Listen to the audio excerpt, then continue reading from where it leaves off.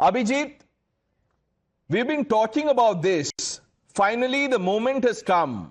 Donald Trump, after preaching peace, resorting to this. Well, look, he promised he didn't say no wars. He said no regime change, no wars of regime change. This was going to be a much bigger problem had the Iranians been allowed to go nuclear. They have had a consistent pattern of lying, hiding. The day Israel launched its campaign, just 24 hours before that, the IAEA gave out a very, very damning report on another set of falsifications and evasions by the Iranians. The question is, how long were you going to tolerate it? Even the JCPOA, what did it do? It kind of paused everything for 15 years, but it didn't find a permanent solution. Now, this is something that this is actually quite in consonance with Trump's message, because he always says American allies do not pull their own weight. They don't spend enough on defense. Do you know how many pieces of artillery France has, Pranesh? Or Britain? 40. 40 pieces of artillery. You expect that to be a serious ally? I think not. So here is Israel, which is a very serious ally, which has done all the heavy lifting, and all Trump had to do was come in one day, drop the bombs for a very mission-specific thing.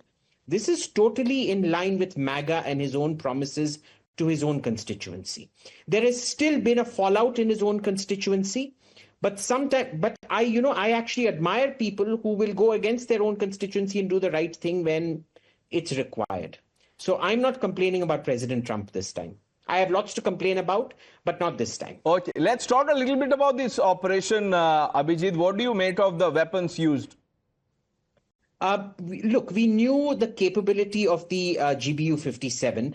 That's not an accurate graphic of the GBU-57. Out of the 13,000 pounds, almost about 8,000 pounds are pure steel. Right. There's only about 4,000 pounds of explosive in there. That's not just, obviously, that's a huge amount, but still.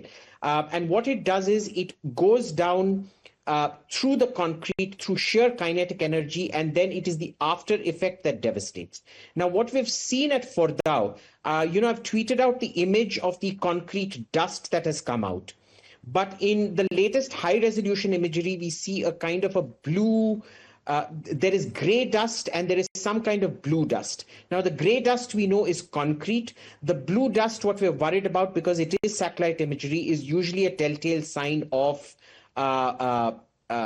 radioactivity, specifically in UF6, uranium hexafluoride powder. Uranium hexafluoride powder is usually white. In this, we suspect it may be some kind of radioactive chemical that has leaked, but it is the surest sign that the after effect did work. I have also tweeted out the image of the impact 3 and 3 in Fordow.